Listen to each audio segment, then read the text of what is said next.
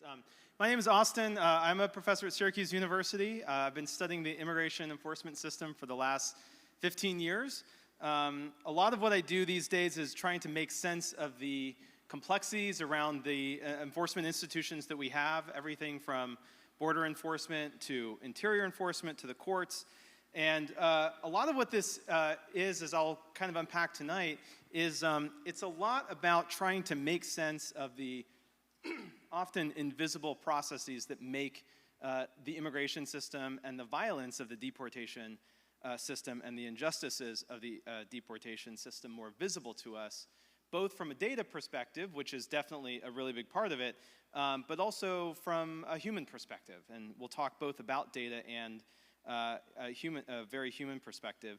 And I try to make it legible to the public, to reporters, to people like you in this room who are interested and looking for information and to get empowered and are looking for information that you can do something with. So I try as much as possible to not be the kind of academic that sort of hides behind a lot of complex jargon, try to make things very accessible. So we'll talk a lot about this, a lot about what it means to study the immigration system and some of the fundamentals around how the deportation system works, how we can actually get data from the government so we can understand more objectively what's happening. But even though my work is very data focused, it's not without its human aspect. And there's two sides to this, and I wanted to start with, just briefly, a little bit of an overview of what it means to do this work. So if you've been to the U.S., how many of you have been to the U.S.-Mexico border, just by show of hands? Has anyone been to the border region before? Okay.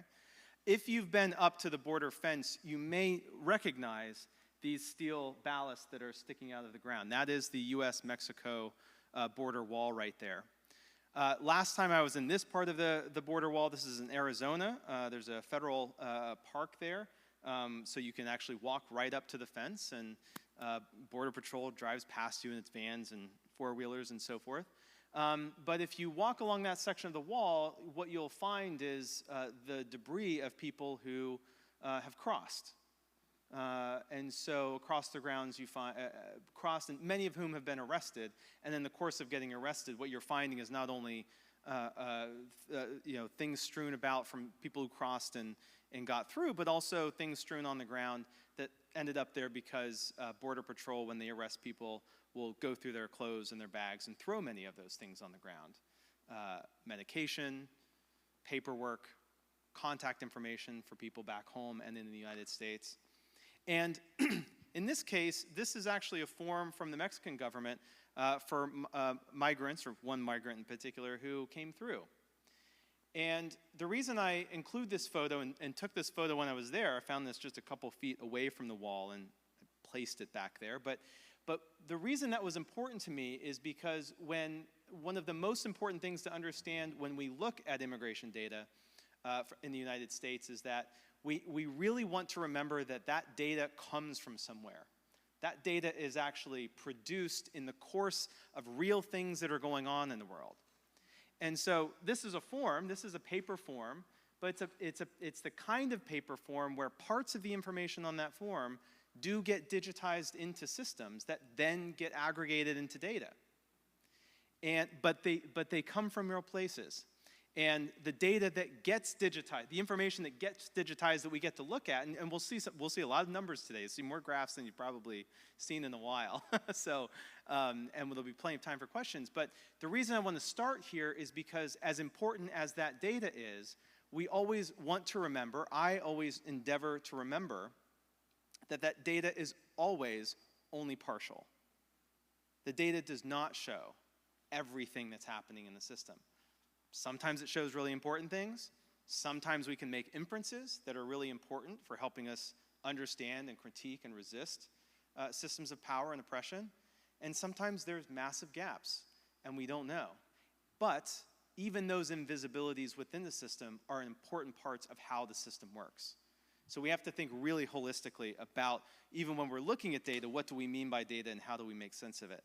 Now, I do this work because I believe in government transparency. I believe that, as a academic who cares deeply about this issue and as someone who's been on the grassroots side of organizing deportation defense campaigns and doing that direct advocacy work, I just think that it's better for everyone if we understand how our government works. And that is becoming harder and harder to do, as Will said, and we'll talk about that. You know, I also do it because of my theological background. So I was mostly, I spent most of my adult life in the Mennonite church, which has a very strong social justice legacy. And even though I didn't grow up in it as a child, it was the people and the people in my life for much of my adulthood who really passed on those values to me. Those are values that continue to shape the work that I do. Even though I don't write about this work in theological terms, I still believe deeply in a sense of justice that was passed on to me from that community, and I still hold on to. And in fact, I'll talk a little bit later about the Sanctuary Church case of Edith Espinal in Columbus, Ohio, which during the first Trump administration, she spent most of the Trump administration, inside of Columbus Mennonite Church, just to survive, so she could stay with her kids and her husband in the United States, and she was successfully able to stay, although things have definitely gotten much harder. So we've seen so much happen recently in the last 10 months. We've seen the reopening of Guantanamo Bay for the use of immigrant detention. We've seen unlawful deportations to El Salvador, to a CCOT, the anti-terrorism detention center there. We've seen the refugee program cut almost completely, except for South African white South Africans who are allegedly fleeing persecution. We've seen raising of prices for all kinds of applications, including asylum and all kinds of other things. If the attorneys in the room know, prices on the cost, the fee structure around a lot of applications have gone through the roof. We've seen attacks on birthright citizenship. We've seen attacks on immigration attorneys. We've seen attempts to make English the, quote, official language of the United States. We've seen the administration defy federal judges' orders on a variety of immigration issues up and down the spectrum. We've seen, just a few weeks ago, Chicago police themselves, actually, during an ICE action on the south side of Chicago, Chicago PD got pepper sprayed by ICE because they were standing between protesters protesting ICE and ICE officers themselves. So our law enforcement, ICE is now pepper spraying our law enforcement as well. We've seen growth of racial profiling. We've seen arrests and deportations of children. We've seen family separation. We're going to talk about that in a minute. And so many other really, really tragic things have unfolded. Now, what I'd like to do, as Will said, fear is a very powerful political tool. And one of the things that fear does is fear clouds the mind. It makes it harder to make sense of what's going on because it feels like everything is happening everywhere all the time. What I'm going to try to do today is not bum you out with a bunch of data points or confuse you, but actually try to give us some clarity so that we can turn that clarity and understanding into action. One of my favorite quotes is from James Baldwin, who said, "Not everything that is faced can be changed, but nothing can be changed until it is faced." So tonight is about facing that soberly, objectively, or at least objectively as we can from a data perspective with what we have, and then try to move the conversation towards radical hospitality and operationalizing what we learned. How's that sound? Sound good? All right. Okay. So it's important to start with just a few basics about what immigration enforcement looks like in the country. The photo that you're looking at right now is a photo I took on my last trip to the U.S.-Mexico border. That's in Texas, driving along one of the border roads, and that is a Border Patrol pickup truck that you see right there.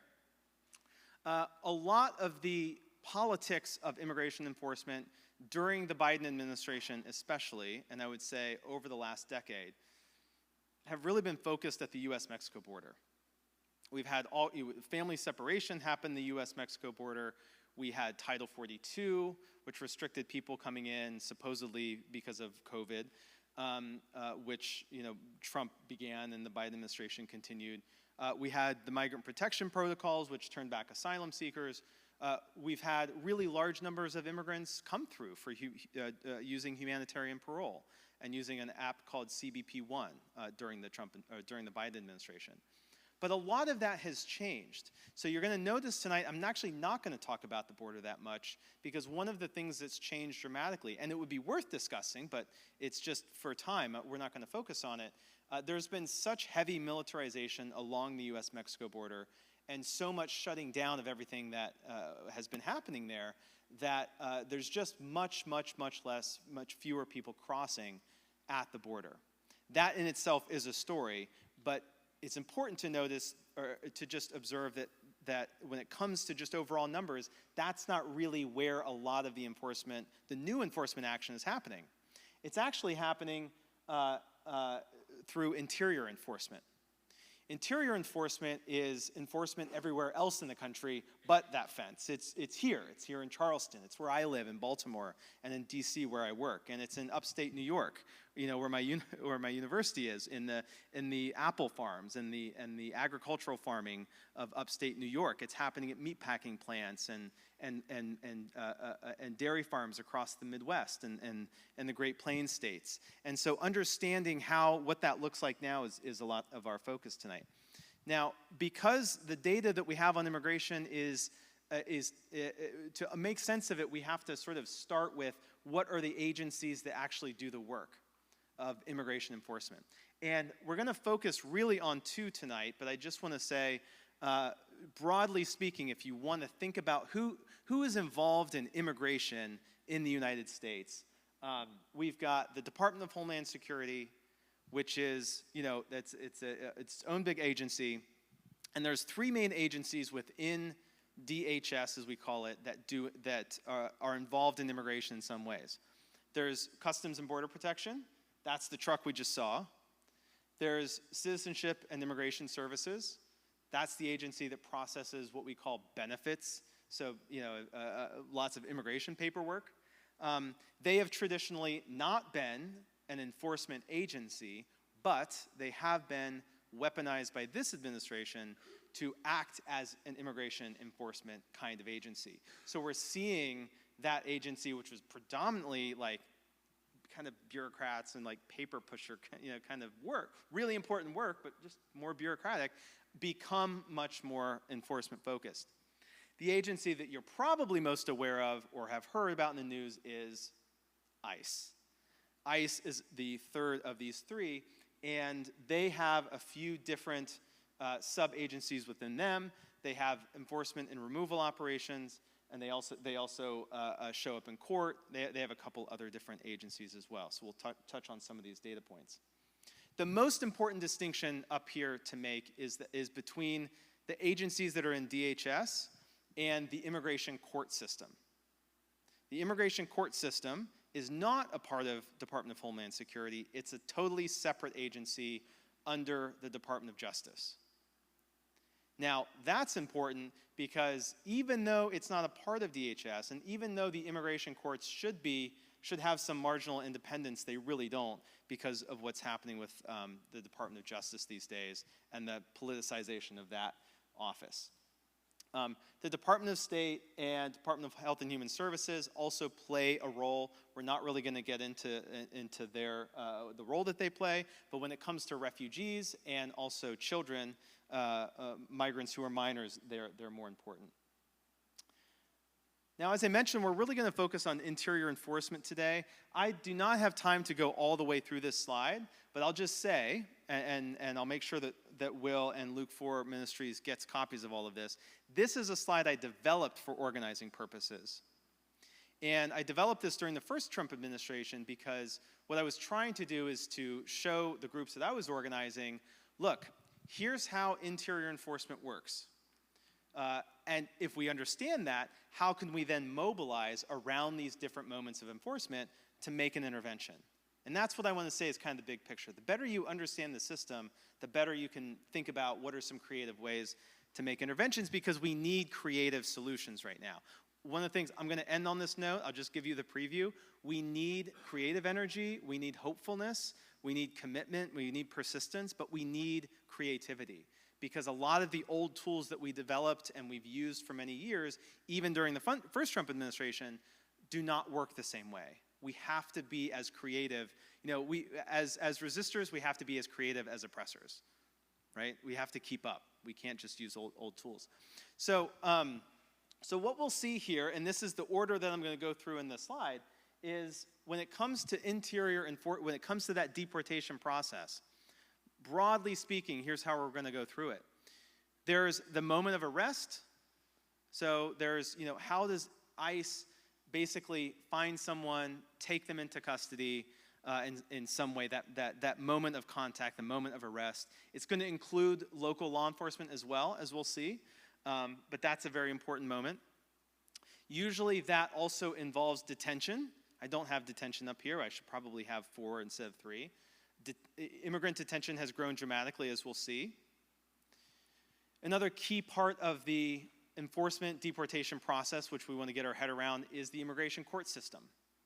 So many people who have been in the country, many of the people who are being arrested right now have been in the country a long time. These are people with families and jobs, and traditionally we would say they couldn't, although now we should say they are trying to more and more deport people without actually going through court. But still, formally, if someone's been in the country, they can't just be deported without an order from an immigration judge. So there's a whole court process, remember, totally different agency, that they have to go through. And then there's typically some outcomes. And what the attorneys are going to talk about too, I'm sure, is, attorneys play a key role in all of these steps in terms of keeping people here and making sure that they have some measure of due process, getting harder and harder all the time. One of the things I do, with that understanding, what is my form of intervention in this work?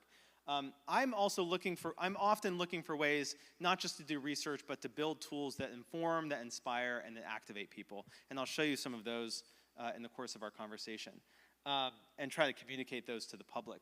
So, there are some data sources which we can use. One of the things that's really interesting right now and kind of exciting is there really is more movement than ever. Certainly before, when I started doing this work, 10 years ago, hardly anyone really understood immigration data. It's been incredible to see how many more people are interested in understanding it and trying to do creative things. I'll just highlight one. I have a team called Relevant Research that does projects for data-driven kind of projects for nonprofits and clients and law firms and things like that. And we've worked with the Women's Refugee Commission to build this tracker for detained pregnant women. There's been an explosion of women who are arrested and who are detained, who are pregnant, lactating, or postpartum, and you can imagine what that would be like to be in these detention centers where malnourishment is common. These are not places that are equipped for women with infants or women who are pregnant. In fact, there was one of the stories recently that we heard back was, a woman who was arrested basically around the time that she was, shortly after she got pregnant, didn't know she was pregnant, found out she was pregnant in detention, and spent her entire 9 months in the detention center, and then was deported. So that's what's happening right now. I'll show and I'll share some of these tools here in a little bit, but let's take a look at some of the key data points around that slide that I just showed you. So I mentioned that there's a lot of enforcement changes that have happened in this administration. One of the big ones has to do with 287G. Has anyone heard of 287G? Some of you have. So remember I mentioned we're in trying to understand ICE arrests, for instance, and understand immigration enforcement. One thing that ICE has always understood, and this has been true up until the current Congress gave them $150 billion to do enforcement, ICE always understood that they could not do what they wanted to do unless they worked with local law enforcement agencies across the country. And 287G is the mechanism that they use to do that. Right here in Charleston, Charleston did have a 287G for many, many years, but a new sheriff back in 2021, as you may be aware of, terminated that 287G, that agreement with ICE, so that local sheriffs weren't cooperating with ICE anymore. However, that sheriff lost their recent election, and that 287G agreement is now back under the Trump administration. Important side note, local sheriff's elections matter. You may not know your local sheriff's name, but you should if you care about immigrant justice, because it does make a big difference.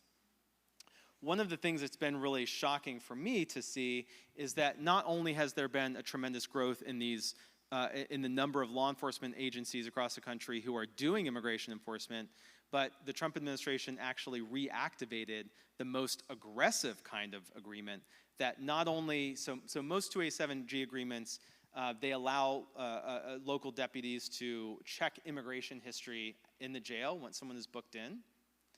But the most aggressive form actually empowers deputies and police officers to go out and do immigration enforcement as if they were ICE officers.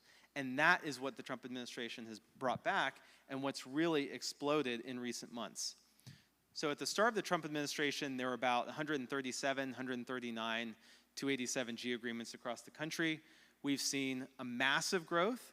Last time I checked this morning, there was 1,200 of these 287G agreements.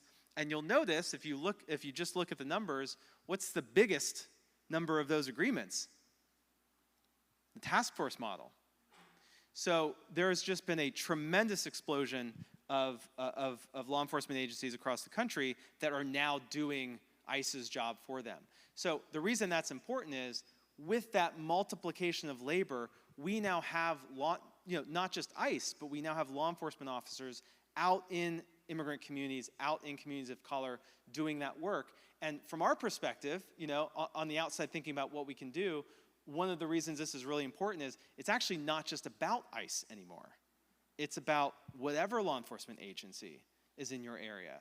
And we've got to understand what's going on. I can give you some data, but then when we talk about what next steps are, some of the next steps are always, hey, what's going on in my community? What's my chief say about it? What's the local police chief say? Where's our mayor at on this? Where is our city council on this? Where is our sheriff on this? Those are all key points of intervention. A lot of these 287G agreements, they're not spread evenly. By the way, this is an old map. It's tripled since the time that this was put together for CBS. But a lot of those agreements are focused in Florida and Texas and here in the Carolinas. I actually did my master's research in North Carolina because it was kind of ground zero for 287G back during the Obama years, and got to really understand how that system worked. The other thing that's sort of scary is it's actually not even just law enforcement. A lot of the agencies that are signing up for this aggressive program, it's not just cops and sheriffs, it's bureaus of investigation. It's attorney generals who are prosecuting people. Imagine being a victim on this side of a criminal prosecution and knowing, gosh, if I talk to a prosecutor, are they going to ask me about my immigration status? Right? And what does that do in terms of instilling fear and encouraging people not to actually, work with law enforcement or work with prosecutors? Right here in South Carolina, you guys are almost 50-50, with most of this growth coming in just the Trump administration. Almost 50% of the counties in South Carolina now are 287G enrolled counties. So really a lot. And this enrollment is, it's not just on paper. We've also seen right here in South Carolina a real growth of ICE arrests, and this is just ICE arrests, doesn't even include any local arrests that may happen. But we've seen, a really dramatic growth since the start of the Trump administration in terms of arrests each month right here in South Carolina. Now, one of the things we're going to spend a little bit of time on is, so when we talk about arrests, one of the key questions is, who are they arresting? And the Trump administration's story is, well, we're going after criminals, we're going after murderers, we're going after drug dealers and traffickers, right? And it's a narrative that the agency has been spinning and the Trump administration has been spinning for a long time. I mean, literally from day one, they started posting things on their social media accounts with photos of people with allegedly very serious criminal charges and convictions with no supporting evidence, but that was their claim, to try to create this idea that that the public should support this because they're trying to make people safer. One of the things that we've seen just from a data perspective is with the spike in arrests that's happened since the start of the Trump administration, this is from their data, this is from ICE's own data, shows that all of that growth over the summer came from people with no criminal histories at all. That's that yellow line there. Let me elaborate just a little bit. So typically ICE has 3 categories in their data of people they arrest. They're people with criminal convictions, people with pending criminal charges, and people with no criminal history at all, but just an immigration violation or a suspected immigration violation. Now, when I make this distinction, I want to be very careful because we shouldn't think that just because somebody is tagged with a criminal conviction or a criminal charge that it means something serious. Only about 8% of those people who have a criminal conviction even counts anywhere close to a significant public safety threat, even on their own, even on its own merits. So we need to be very careful about not stigmatizing or re-stigmatizing people who've been affected by the criminal legal system by using this data. However, when it comes to challenging the Trump administration's claims, the data is really clear. The Trump administration has not been honest about who they're going after. We continue to see this from every data angle we have. There's new data out from an ongoing lawsuit in Chicago that showed a subset of ICE arrests in Chicago. I don't know if you're aware, but there's been a lot of immigration enforcement activity happening in Chicago. All of it because the Trump administration claims that immigrants are terrorizing Chicagoans and all of this. The data from that court case itself shows almost no one they have arrested so far would constitute anything like a significant public safety threat. 16 out of over 300 cases even count as something close to that. And they're going with this narrative. They're continuing in this narrative. So right now in Charlotte, they're using that same strategy, that same tactic, and claiming that they're going after serious criminals. But I promise you, I'm going to get the data in 3 or 4 months. We'll have the detailed data, and we'll see the same thing we've seen, every time so far. Now, we've also seen a massive growth in immigrant detention funded by almost $50 billion that Congress has given ICE to dramatically expand immigrant detention. Most of that money will go to private contractors, not all of it, but a lot of it will go to for-profit detention companies that run these facilities. According to data that we just got late on Thursday, we now have the largest detained population we've ever had in the country. Over 65,000 people are currently held in immigrant detention centers across the country right now. That is the highest. It's not only the highest in our country, it's the highest of any country in the world. As I said, this is largely driven by and fueled by a massive spike in arrests across the country. So that by October and November, we've now seen over 40,000 arrests per month, which is up substantially, multiple, 5x from where it started at 8,000 or under 8,000 a month. And as I said, this is some of the social media content that we've seen claiming that everyone that they're arresting and detaining are people with dangerous criminals.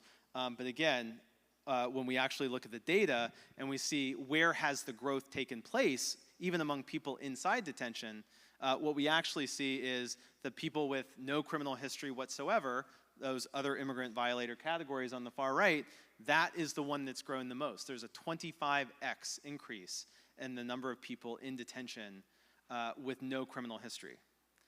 Again, this is the government's own data. It's not even me going out trying to infer something or doing a survey. It's literally the government's own data from their data systems that show this. Now, this is just ICE arrests only. It doesn't include arrests near the border. When you include that all together, half, 48%, almost 50% of everyone in detention has no criminal history whatsoever. It's really a massive change in who we're detaining. It's not just detention that's changed, though. The entire system is becoming more and more punitive. So one of the things we've seen, in addition to more detention, is we've seen ICE return to the old practice of using GPS ankle shackles. Do you guys know what the ones I'm talking about? black boxes that kind of go on your ankle, right? They're big, they're awkward, they're painful, they are socially stigmatizing, they're really bad, really, really bad for women who are pregnant, but they put them on women who are pregnant. And those numbers are all back up too as part of this whole punitive, this attempt to punish, punish, punish. We've also seen a return of family detention. Family detention was ended during the Biden administration, but it's back. Detention centers that were in Texas, 2 detention centers in Texas and 1 in Pennsylvania, that were shut down previously are back with parents with children being detained. I spent a lot of time during the first Trump administration and the end of the Obama administration in one of these in South Texas, and I can tell you there's no place for a woman with children. One of the things I always like to emphasize when it comes to things like family detention is it's not as if the administration doesn't know the harm that it's going to cause.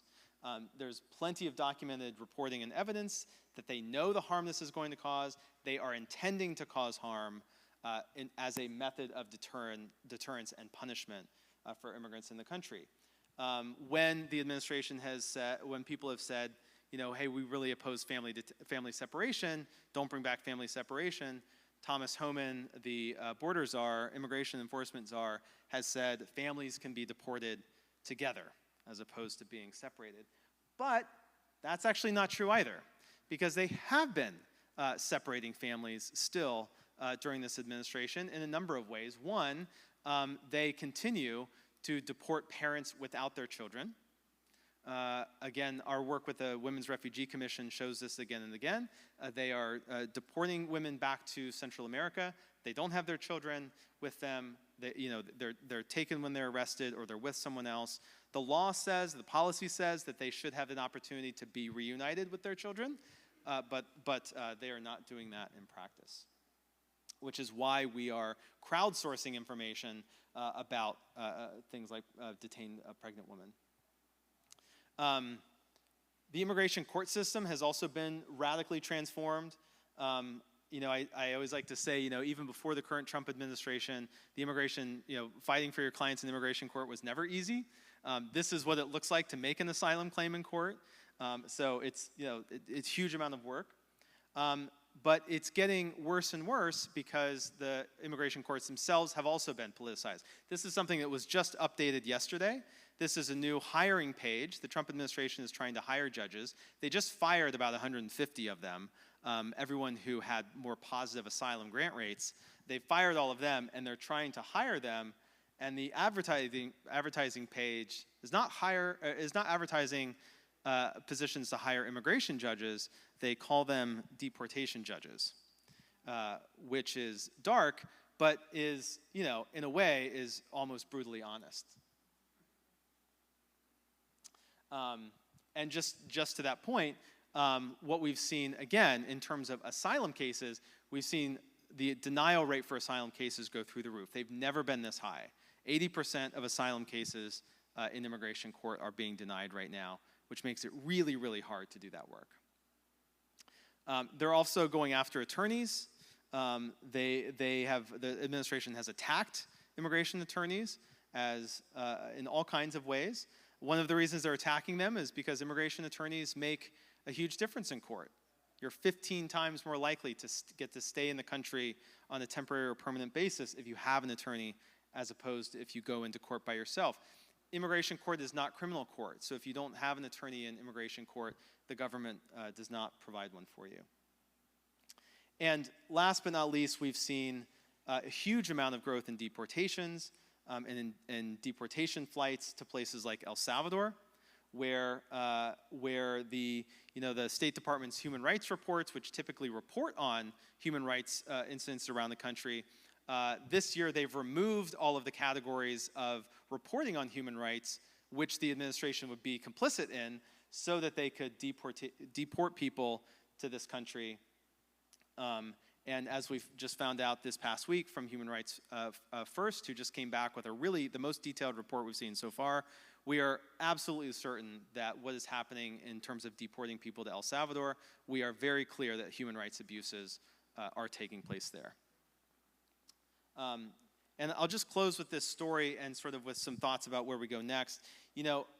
What does all this data mean for people who are trying to make decisions about what to do right now?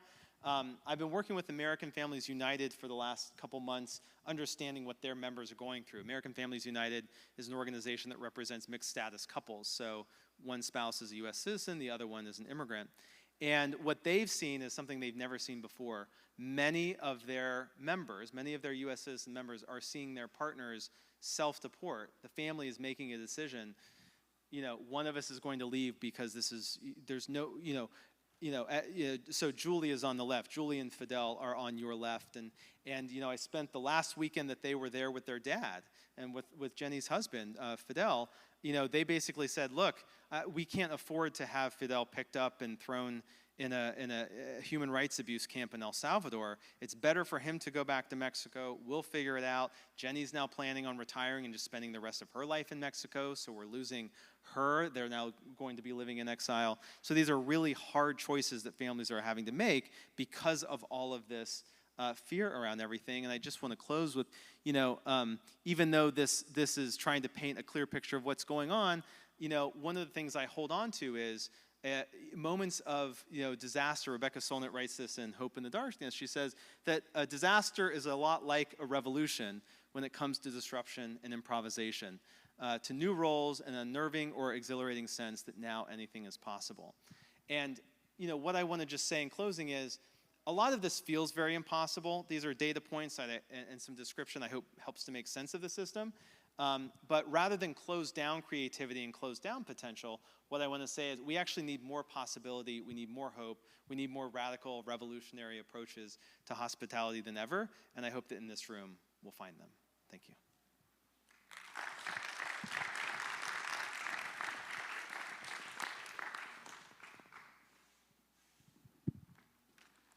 Thank you for that. Austin, actually, you can stay up here. We're going to bring the panel up. Was that a lot of information? Yeah, wild, right? So thank you, Austin Rillette. Thank you.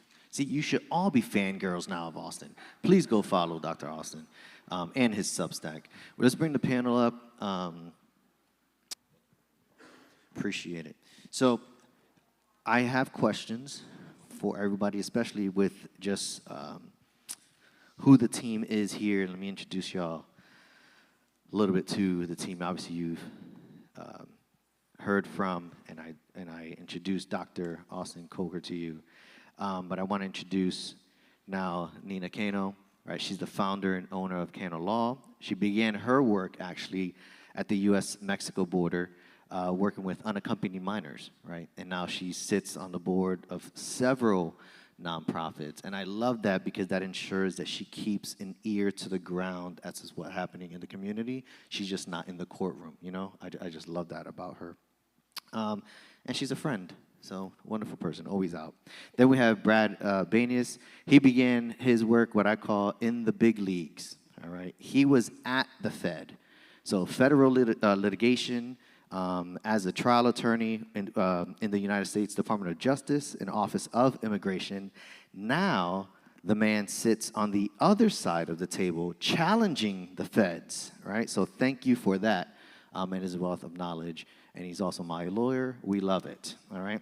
And then we had David Vyborny, another great guy, and has been through the immigration court system himself, and he is now a lawyer with Occam Immigration. He cannot be here. Things come up in life, but definitely look him up as well. So Nina, Brad, Austin, thank you so much for being here. Really appreciate y'all. I do have some questions. Austin, I'm actually going to start with you, really, because I want to talk about responsible citizenship, okay, responsible citizenship. You gave us some data. You gave us numbers, charts, all good information. But when I look at that data and its real human impact, how should we understand the moment that we're living in right now? I think the most important thing to understand is that what's driving so much of what's happening is not just the amplification of the way that immigration enforcement has always worked. There's so many pieces of this system which, when we talk about them in the context of the Trump administration, everything is multiplied by 100, so it feels like everything was fine, and then Trump came into office. And the truth is, Democrats and Republicans, people across the spectrum, have built this system over years through values that maybe many of us in the room do not share. So it's not a system that was created to reflect values of justice, equality, of dignity in the first place. So there's a way of amplifying the system, which is you take what's there and you just turn everything up. And that's kind of what the first Trump administration did. There's another part, though, which is happening now, which is it's much more than that. There is a level of creativity and cruelty that's happening that's beyond just turning up what's already there. It's breaking what's already there to do so much more. And the thing that I would point to most specifically is this idea that the press secretary said today from the White House. It's the same thing that Trump tweeted several months ago. Somebody asked the press secretary about whether the military, the issues within the military, there's members of the military questioning whether or not some orders from the president, from the White House, are lawful orders. And the press secretary said, no order from the U.S. president is unlawful. Every order from the U.S. president is lawful. That is, by definition, an authoritarian approach. So we're living in an authoritarian approach to immigration. One more for you, just because you reminded me of this.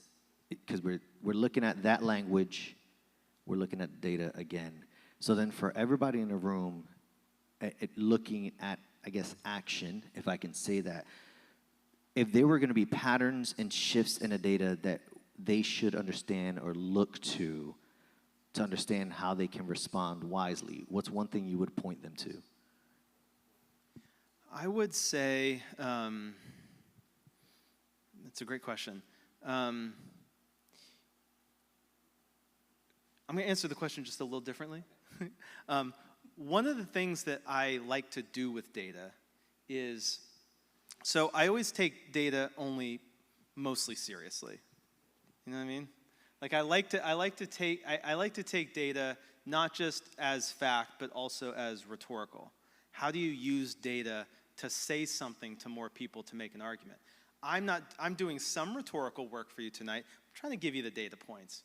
But if you have a grasp on what the data says, then you can think about who do you need to talk to? What can data do for you to open up a conversation with someone? It's Thanksgiving next week. Who's going to be at that table, right? Yeah. You know? And it's a little scary. And you could just butt heads about different perspectives, but actually having a little bit of data narrated hey, look, this is ICE's own data says half the people in detention don't have any criminal history. You tell me what you know what I mean? There's a way to use data rhetorically, and I would say that's something that can be really powerful. I do think it's important to understand where is ICE making arrests, where are people held in detention, where do we need to organize, but also when you go to your elected officials, I mean, you go in there with a graph of something, they automatically think you understand they'll listen to you. And so that's where I think data can be really powerful for everyone in the room. Is understand it so that you understand it, and then think about who you need to talk to so that you can open up the door to a conversation. If you can get someone to say, "Oh, I didn't know that half the people in detention didn't even have criminal history," maybe okay, I don't agree with that. Maybe those people should, and that's also problematic, and it's up. But you can open up. Can you open up the conversation by simply sharing some reality? Yeah, I love that. So then for Brad and Nina, let's talk about some real world impacts, right, for families and stuff like that. How do you see the shift, and we didn't even talk about USCIS backlogs, right? How do you see those backlogs and shifts and the shifting adjudication policies, right? What do they reveal about the system's ability or inability to meet human needs or the works that you guys specialize in? Sure. I'm gonna answer your question, then I'm gonna explain it. Okay. I think it's a choice. So one of the things I do a lot in my practice of immigration law is you send in an application for a work authorization. Great. How long can y'all go without working? 6 weeks, 6 months. These folks are being asked to go without working legally for 12 to 18 months regularly. And some folks, and this is not blue-collar folks. I've worked with surgeons who are the only surgeon of that type in major metropolitan areas who work for major research universities who will not be able to work for 6 weeks, 2 months. I worked with a researcher who all of his, long-term studies needed him, and he wasn't gonna be able to work. Anyway, so we think, okay, of course it's gonna take a while. There's a lot of these. There's hundreds of thousands of these, right? It takes a long time. Well, the government tells you from their data, it takes them 13 minutes to do a work authorization application. That's touch time. That's how long it takes. And keep in mind, that's an average. So there's some over it, a lot of them below it. And when you get the data, which is not publicly available, I've learned me and my friends now file Freedom of Information Act requests, and then we represent each other in court to sue to get the materials in a timely fashion. And so when I get this data, and I'm talking 150,000 lines of data for a particular type of visa, whatever, you learn it is a choice for them to take 18 months. They could get it done. They have the resources, and they're making these choices, prioritizing other things, and not caring about these things that really impact humans. Work authorization, travel authorization, it's heartbreaking. And to further add to the backlog situation is we have, the agencies that Dr. Kocher talked about. USCIS is funded by the application fees that people are paying. So when we apply for a family petition, you pay $535. When you're applying for a green card, it's like at $1,140. You're paying that application fee to pay for the person who's processing it and their labor. But now what DHS is doing is they're taking the officers that do the USCIS processing and taking them and deploying them to their ICE operations internally. And so we already have this crazy backlog of 12 to 18 months where people have to wait for their work permits, but now we're making that into an even worse situation by taking the few officers that are doing that job and putting them out in the field to enforce immigration laws. So you talk about working. So let's say somebody applies for asylum. They're an asylum seeker. They come over, they applied. Can they just apply and then start working? What's that process? What's the timeline? No. You legally have to have a work authorization permit authorizing you to become employed and go through the E-Verify system and all of that. And I don't know how these families do it because there are asylum seekers that come to the U.S. and they don't have any resources. Maybe they have some family members, maybe some church members to support them, but eventually they run out of that support or they run out of that money and they're forced to take jobs where their status might not be asked or might not be necessary, and it puts them in vulnerable positions. And so once again, we're creating a situation where people are living in fear and anything could happen to them. Nina, and actually I'm going back to a question for you. In deportation cases, right, how do you balance now this very strict legal frameworks with the moral imperative to preserve family unity, human dignity? I've seen your work. I've been to your office, but how do you strike that balance? To me, I think that one of the most important things as someone who works with immigrants, whether you're a social worker, whether you're a teacher, an immigration lawyer, is really providing them that platform and opportunity to preserve their dignity, to go through this process in a dignified way. With immigration courts, it's often, the laws are very technical and very often unforgiving. And so we have clients who have to fit into these very narrow boxes in order to win their case, but their stories might be complicated and might take some time to really understand. And so I'll explain one from one of my cases that I had. Cancellation of removal case many years ago. Someone who's in the U.S. for over 10 years, has family with lawful status, and those family members would need the person in deportation proceedings to remain in the U.S., or they would suffer extreme or unusual hardship. The extreme or unusual hardship there is part of the intentional storytelling that we have to do with our clients. And so to maintain that dignity, to maintain that empowerment that we provide our clients, we have to take their stories and sort of translate them into legalese. And so one of the clients that I had, a daughter started developing anxiety attacks every time she would see a police officer, law enforcement official at school. And so, you know, we had to really take that story of what does that mean to that girl, to that US citizen, when she sees law enforcement. How does that affect her internally? How does that affect her mom? How does it affect her brother? How does that affect her ability to go to school when they have school resource officers there and now she's afraid to go see them? And so, you know, the storytelling might be this, you know, child has been diagnosed with depression, anxiety, and panic attacks, but you really have to show the human side of it in order to convince an immigration judge that the technical aspects of it exist in this case. Brad, can you answer that as well? I think it's one thing to kind of give a little context to this heart-wrenching story is the term immigration judge. You know, when you think of judge, I think everyone thinks, oh, it's a neutral person. When I walk in front of this judge, I'm going to be on this side, there's going to be someone else or something else on this side, and we're going to get a fair shot. That's the whole point of having this third person, right, who doesn't have an interest in the case and just wants to do what's right or apply the law to the facts, whatever you want to say.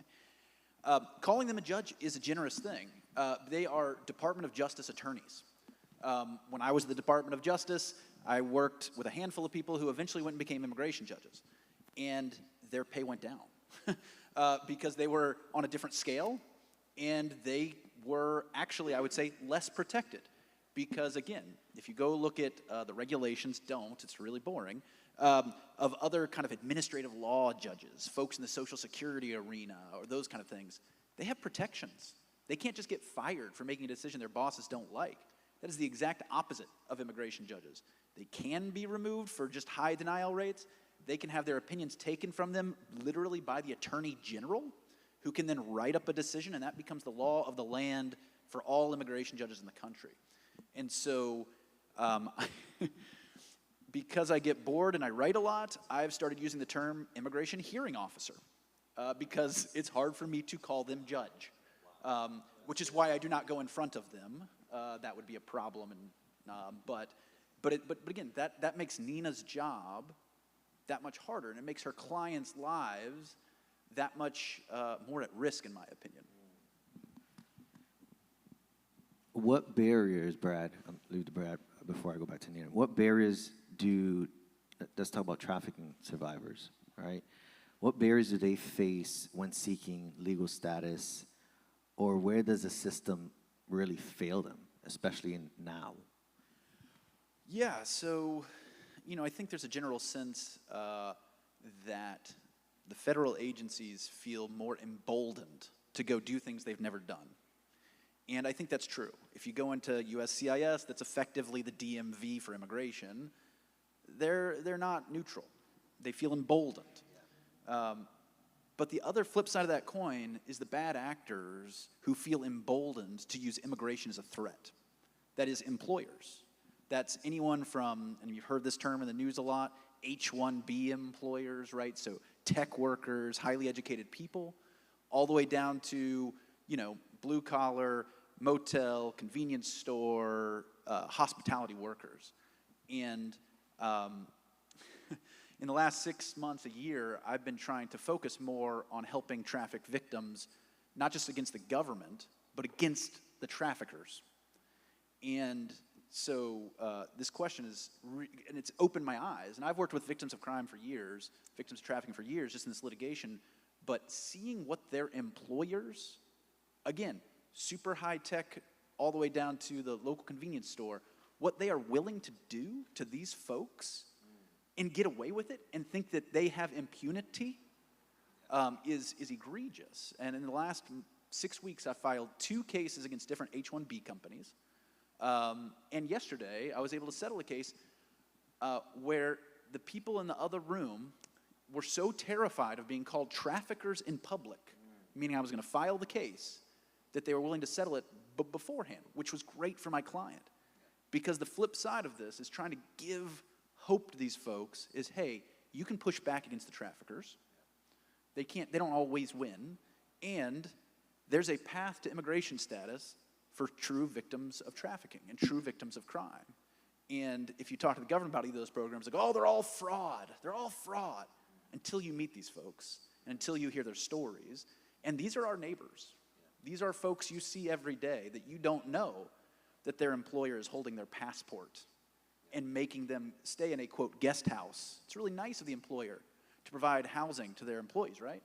Except when there's 6 of them in a 2-bedroom, and they're 100% under the control of the employer. And these are folks we see every day. Nina, so then with that, which humanitarian visas or defenses would you say are most overlooked or misunderstood?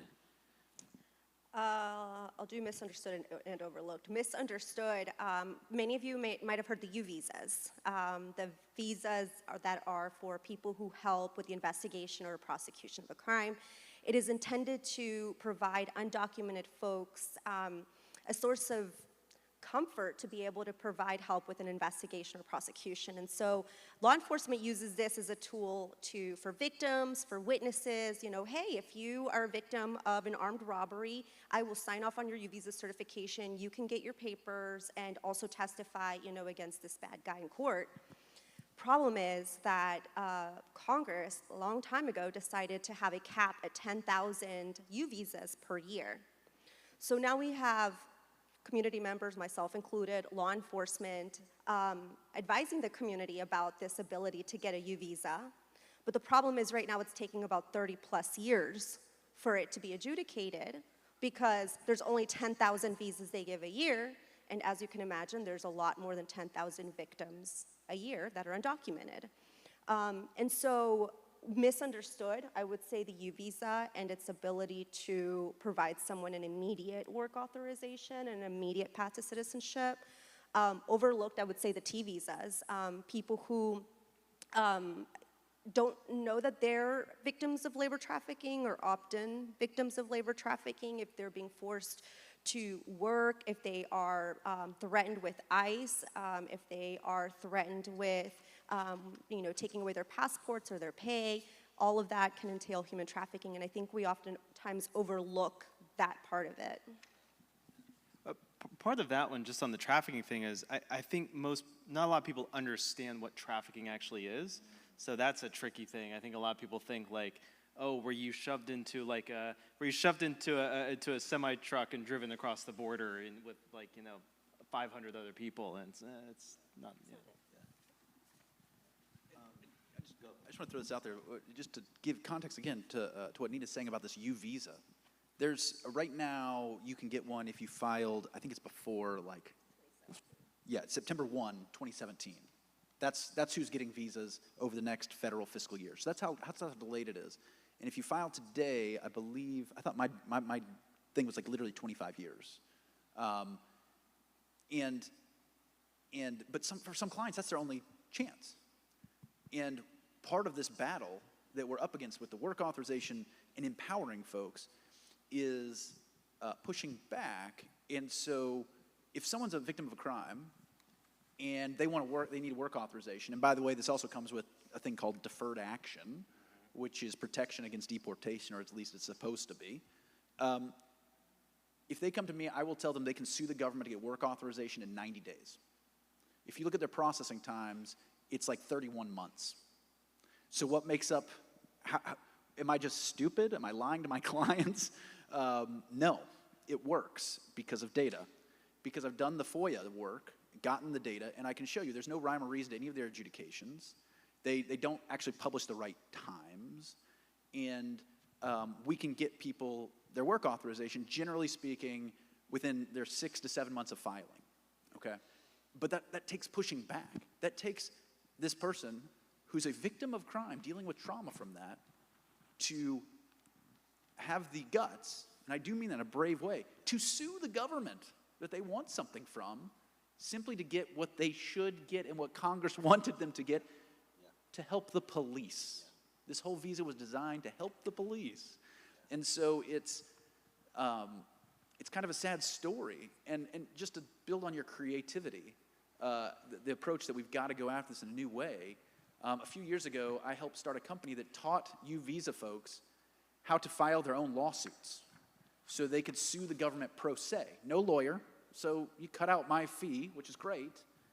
And a lot of attorneys did not like it. They said, Brad, you're sending these sheep to the wolves. 2,300 families filed cases. 97% of them got their work authorization in 90 days.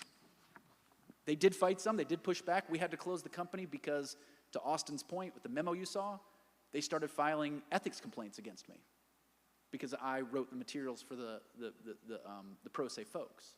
But it was an attempt to be creative, to push back, and to help these communities who otherwise don't have a voice. And I don't know if that's successful or not. I felt like it was good helping these families, but there's still, it's like not even a drop in the bucket. Austin, I'm going to ask you this question first because, you know, they might be biased or not like the immigration judge or officer. We're changing their names now. But Austin, let's go with you first. Because it seems, can you talk about this? Judges being regional, and we have regional courts, right? But also, it seems like decisions are subjective, like, if I can say so, with however the judge feels, which is why if they accept too many people, they might lose a job. What? Yeah, very much. Oh gosh, there's so much to say about immigration judge. Discretion is the fancy word for saying the judge can do what they want. You know, I mean. Because immigration court has a lot less structure than other court, sometimes it plays both ways. I mean, you can also, like, you know, immigration attorneys also have some more degree of flex, but it's not equal flexibility all the way around, you know. And so there's a lot of things that it really does come down to how the judge acts. I mean, you know, just a couple things I think are relevant, and then I'll talk about some data points.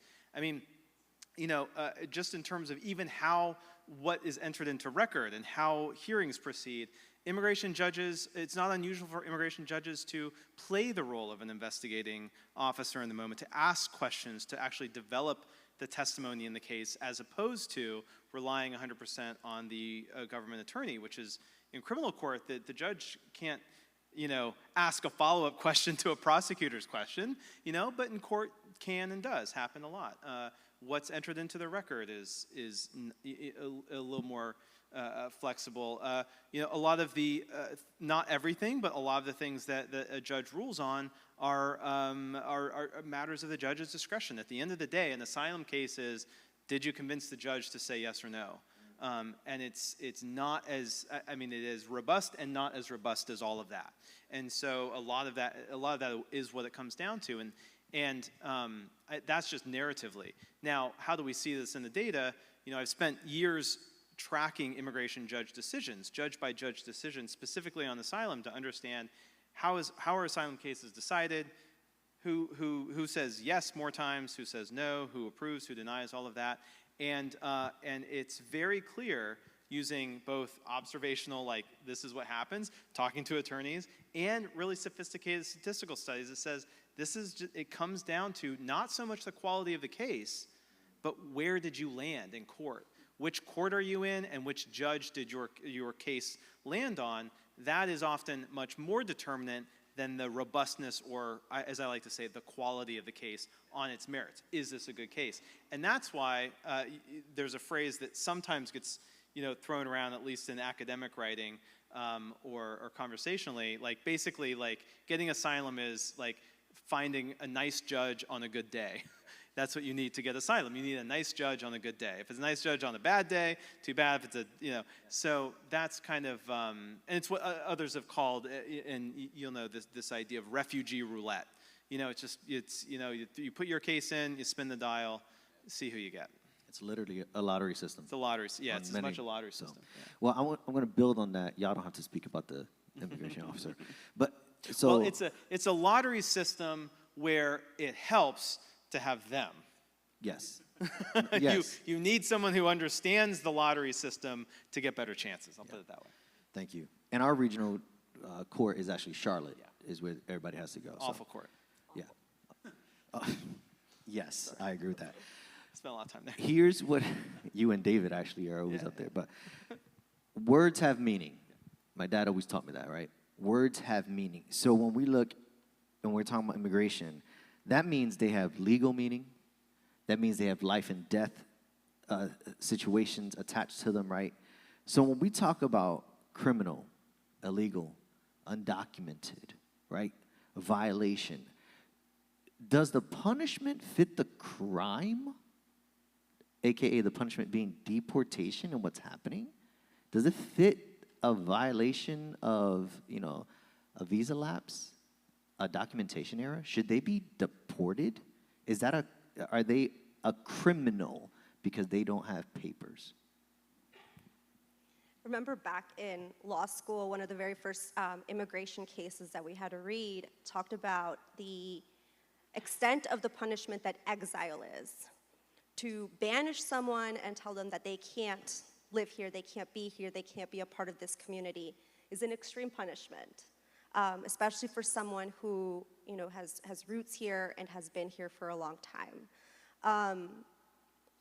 When it comes to proportionality of it, we kind of have it both ways. On one hand, we call them criminals and we throw them in jail and detention facilities and camps.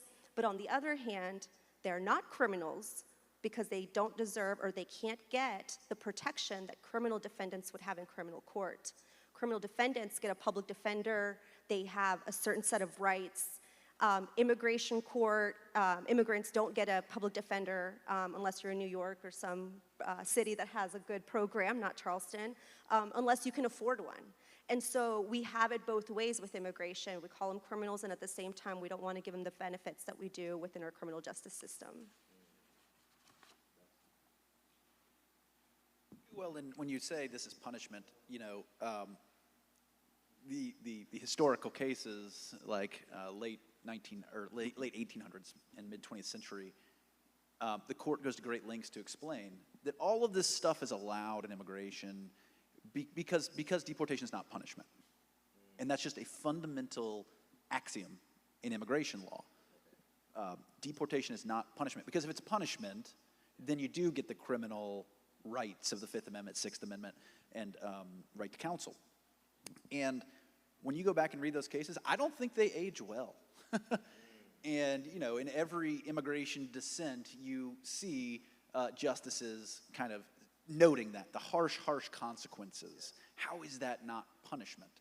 And I think the real reason they'll never change that, in my opinion, is because they will get all the rights of the Constitution. In this way, they don't. So we pretend it's civil. We pretend it's like a parking ticket legally, but it's a parking ticket that you have to leave your entire life for. Can I add something to that? Just partly because it involves an inside story that I only rarely get to tell. So, 2 years ago, I was sitting in an office at the top of the CBP headquarters. No, ICE. That was ICE. I was at top of the ICE headquarters in DC, and I was talking with the new, then let's just say senior political appointee and one of the public relations people, and he had just been in the job 3 months, and they were talking to a bunch of folks from the broad policy research community, and so they had me in there, and we had this conversation, and he said something which has only been more and more relevant the more that I have thought about it and the more I've seen things unfold. He said he had military background, and he had been in tech industry a little bit. He was at special forces background, actually. And we were talking about immigration, and he basically said something like, I don't have a dog in the fight. I'm not from immigration. I'm not from the immigration war. He's never been a prosecutor, he's never been ICE, from the military, then from tech, and that got brought in. And he said, the thing that he said to me was, he said, look, when it comes to all this immigration stuff, it's just a logistics problem. Amazon figured out how to get packages to your door in an efficient way. This is just about building a more efficient logistics system. How do you send people where they should go? And he was very clear that Amazon shipping was his metaphor for an efficient immigration system. And that's dehumanizing, it's silly, that's like weird masculinist tech bro, like what are you talking about? It's like weird kind of like, it sounds like a business, like who do you, whatever. It was just weird, it was just sort of but it was so important because remember that data that I showed you, especially around the deportation flights. It is true. The criminality piece that we always talk about when these people are criminals, that is, I've shown you that the data says that that is not true. I'm trying to empower you so that you see it. But in some ways, the point isn't whether or not it's true. The point is, does it build popular, well, does it disinform the public enough to convince more people to support otherwise heinous policies? In other words, the criminality piece is a rhetorical piece to try to build popular support for something that, if they were honest, if they were like, hey, would you like to spend $150 billion separating families and detaining pregnant women and sending dads back to Mexico? Most people are like, no. But if you tell everyone's criminals, more people sign on. It's the rhetorical piece. In reality, what the civil immigration part of it, because it isn't actually criminal, it does allow them to treat immigrants like packages.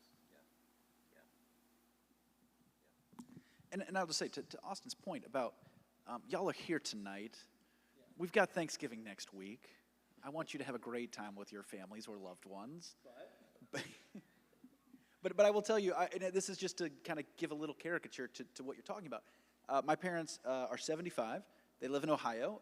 My dad's ex-military, very red, very red. Again, vote Republican. That's great. I love my parents. Whatever. And I will tell you how dinner's going to go. My mom's going to recite the talking points because she knows I do immigration. She's going to recite the talking points. They're very anti-immigrant. That's fine. I have patience. I can listen to it. And then I'm going to tell them about one of my cases, just one, and put a little bit of like life behind it. And for the next 6 weeks, my dad will be texting me going, what happened to that guy? Did he get it? I really hope so, right? And it's just this very clear picture of the news and what they're hearing versus once you humanize it and talk to them about it, not in an aggressive way, in a fun, sharing my life kind of way, people are not evil. And my parents, I love them to death. And maybe we disagree on politics, but they're not evil people. Yeah, thank you for that. Jack, can you put up the phone number slide? Because I want y'all texting in your questions, all right? I remember under back and forth, I'll use this story because I've been to the border numerous times. The whole board, we're traveling all the time. But I remember under the Biden administration, right, because everybody's like, well, Biden, Trump. It's like, we've seen it all right? Both gangs, red and blue, are doing it all. But I remember under the Trump administration in Del Rio in Texas, there were those 10,000 Haitians. That, right, and there was like the horses and the whipping and and it was like, Biden, let all the Haitians in, all 10,000 and all right? Little did they know, under the cover of night, the GEO Group was given, right, GEO Group they basically run all the private prisons in the U.S. They were given a $13 million contract, our taxpayer dollars, and 9,000 of those 10,000 Haitians disappeared under the cover of night, right, and deported back to Haiti, of which those people haven't lived in Haiti for over a decade. They don't even know who those people are, right? But people don't know that stuff happened. So it's like, they're just letting them in. No, they're deporting in people right under the cover of night, stuff like that. But anyway, this is the number that you're going to text. I see your text coming in. I'm going to ask one more question as I sift through some of these questions that you're sending. Let's get to a little bit of community role before we get some questions. Can we, the people, be advocates? Like what does responsible witnessing look like for us maybe attending court, going with migrants to court, speaking up on their behalf? Is that a possibility? I was in San Francisco for work a couple weeks ago, and I just got in the hotel, and it's West Coast time, so it's always throwing me off. And my pastor's wife was calling me. I'm like, that's strange. I go to church downtown at a place called Parkside, and she was freaking out because 2 ICE SUVs were in the neighborhood. And she was calling everyone she knew. She knew I had an office there. She's like, tell your clients not to come. There's an immigration attorney right next to the church. She's like, I'm going to go tell them not to come. And she was in action. Well, it turns out the Citadel's also in that neighborhood, and it was just 2 cars to follow some fancy person who's speaking at the Citadel. But I thought that was great community involvement, right? She saw it, she identified it, she called some people who she knew could call some people, and I kind of laughed that it was just a Citadel thing, but I thought that was a great example of something easy to do. I think it's important just at foundational level to also just be a witness to everything that's happening. If we turn our heads away, if we stop showing up to work, if we stop advocating for people, it's just going to get worse, and it's already as worse as I've ever seen it.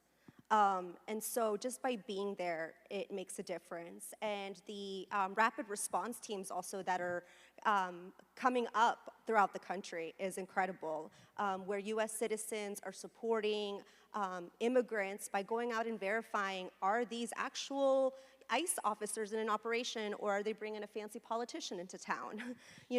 Those are important things. Last 2 weeks ago, there were state troopers were working with ICE to pull folks over on the interstate, and I immediately had a client come in, tell me that, and then we called a couple of people, the ACLU, they had people go out there and confirm, and sure enough, by just being able to confirm and understand what the situation was, I'm sure a handful of people were able to just stay home and be safe amongst all of the scary things happening. Yeah, this is it's a great question, and it's the kind of question where my answer evolves every year or two, certainly every administration. I mean, I'll just say I think there's 3 things that you can do. So like jot this down. And these are sort of approaches more than just like things. The first one I would say is keep learning. It's actually, thinking is a form of action. We tend to separate those 2 things. But actually, you can do a lot of damage if you don't understand what's going on, how things work, and you just try to intervene before really understanding. And I know that sounds boring. It's like my form of activism, I'm going to like read some stuff online. Yeah, actually, maybe. The thing I would say is that instead of trying to like understand the whole immigration system, which there isn't a researcher or an attorney I know who's specialized in, for any amount of time. I've been doing this for 15 years. I've done qualitative research. I've done quantitative research. I've been at the border, North Carolina, Georgia, Ohio. I've been in DC for several years. Like, there isn't a week that goes by that I don't learn something brand new, like brand new. Oh, I had no idea. So learn, but 2 things. Get narrow. Don't try to learn everything. Learn one thing that feels like it maybe overlaps with a skill set or your profession or something like that. If you work in education, just understand enforcement and how immigration enforcement affects education. Understand what you need to do for the kids in your school who, like Jenny and Fidel, they might have a parent who's going to self-deport. What resources are available? So don't try to do everything. Do a thing that you already have some foothold in and make it local. Don't try to learn all the national stuff. And for God's sakes, don't try to follow every single policy thing that everybody tweets about or posts on social. It's too much. It's good to stay informed. Be narrow, stay local. That's number 1 about learn. Number 2 is when you're developing action, don't do it alone. Be in relation with the immigrant community. Be in relation with other people. Be in relation with your faith community, because you'll be able to sustainability, burnout, effectiveness, all that stuff. So don't do it alone. And third, I would say, I've never said this before.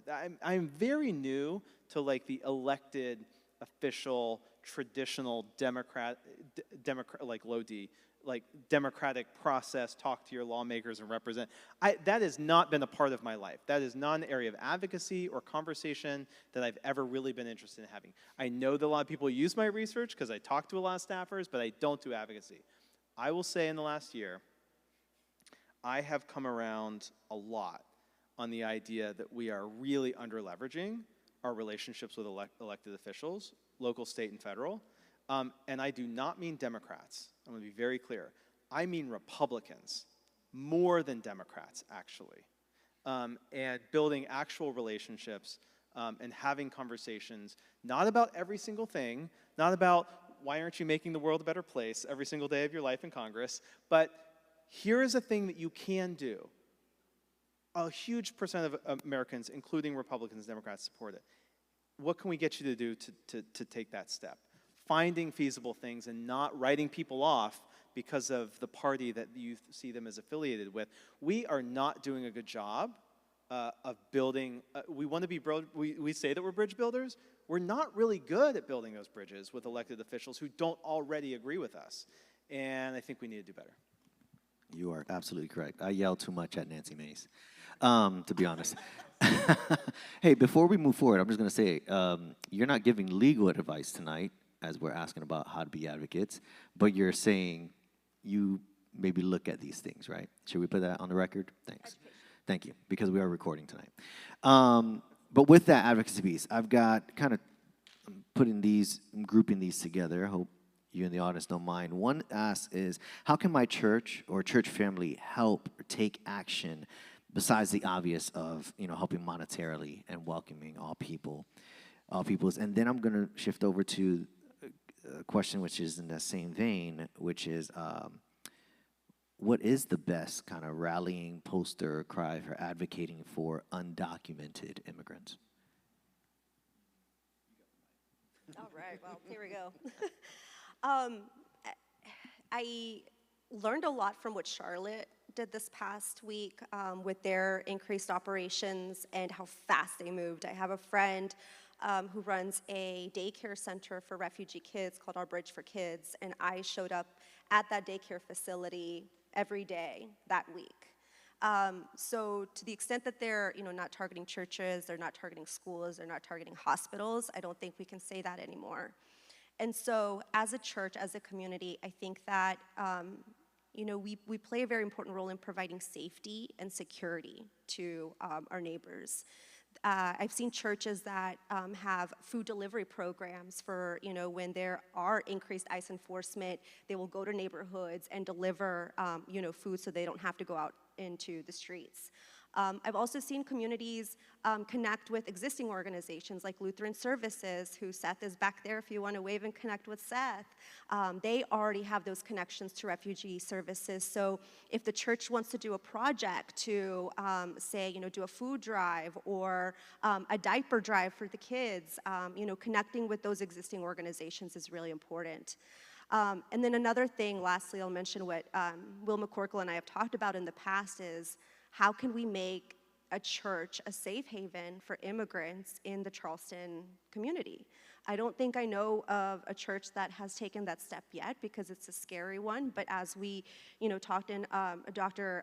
Austin Kocher's case, churches are oftentimes a place where people go to seek that refuge and be safe and stay with their families. And so, to the extent that a church in Charleston could do that, it would be a great accomplishment. Yeah, I think one of the things that I continue to feel really compelled by is people of faith as having being a voice of moral authority, and churches being voices of moral authority. Because one of my colleagues at American Families United is Catholic, and we've been talking about the role of the Catholic Church, and the U.S. Council of Catholic Bishops just put out this incredible video of a bunch of the archbishops talking about the role of humanity and dignity and their religious responsibility to. I watched that. I was in tears by the end. It was 70 seconds. I was just thank God someone's really speaking out. So I think churches finding their way to speak out in a way that's honest and reflects their situation and their position and what they can and can't say, but being willing to be a voice of moral authority and saying this isn't right, this is our theology. There is no U.S. citizen, non-citizen in my Bible. I don't see that. We're told to love. I didn't see a place where I was supposed to ask you about your papers first. That can be powerful, and just being willing to lean into that, I think, is powerful. And I do think that churches have a tremendous opportunity to be a safe haven. And I think and I think Luke 4 Ministries is a great starting place, because the idea of leveraging, bringing together resources, and that learning piece I was talking about. The best way to learn isn't just online. The best way to learn is you find one person and you say, all right, what do we need to do for this one family? And it teaches you an awful lot about what needs done for millions of people. I'll just add one more thing. A few weeks ago, there were protests in Charleston. I think it was the No Kings protest. And I drove down Ashley Phosphate, which is where a lot of my clients live. And there were so many people with "We welcome refugees, we welcome immigrants, ICE out of here" signs. And what that did for my clients and the mindset of the people here, I think was transformative, to just know that we hear all this stuff happening in the news and we're scared, but we're also seeing our neighbors and our community members show up and saying, "You are welcome here." That's huge. That's huge. This piece, and I'll let maybe you guys answer it. I've seen it between all of us at the board, but where are they detaining immigrants that are picked up here in Charleston? It used to be almost exclusively Stewart and Folkestone in Georgia. They're two very rural areas. Folkestone's about, 7 hours from here. Stewart's about 6 hours from here, in the middle of nowhere, where there's only one immigration attorney in town, over in Folkestone. And so that's where they are now, but part of, what we were talking about today is immigration being creative and DHS doing new things to try to kind of, usurp the system. One of the things they're doing is moving detainees from place to place to place constantly. And they have now, I think, identified those places where the judges are going to give them an uphill battle to give them bonds, release them on bonds, mainly Louisiana, Texas. And so we see a lot of people go to Georgia, and then a few weeks later, if they lawyer up, if they have, a representative on on the immigration court site, they will get targeted and they will get moved to Louisiana or somewhere else where they won't be able to get a bond. And so that's an issue.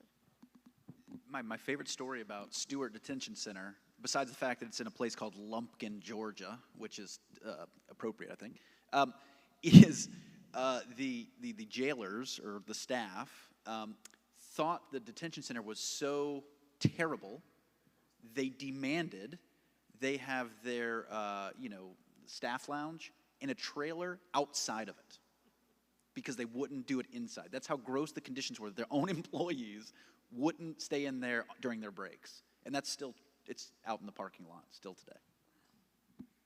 Lexington County, for sure, I've heard they're moving them up and around. But right now they're not allowing you to track and get on and find where they are. But Jack, Austin wants to show something. We're good?